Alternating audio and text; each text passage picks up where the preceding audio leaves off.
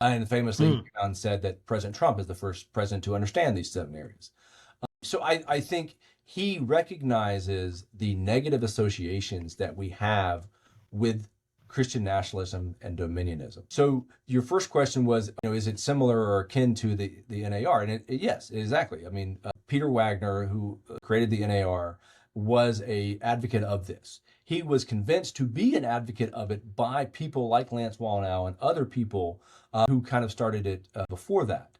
And I want to say it's kind of, an iffy history, but then that's what I wanted to do in the book, is to trace out the history of these mountains and how they all came to be centered on or collected in Turning Point USA.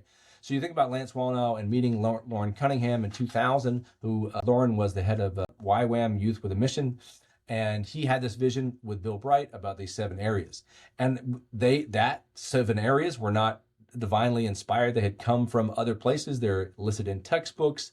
Abraham Kuyper across the pond in Europe came up with these spheres of influence. So it was out there, it was known, and they listed these for themselves.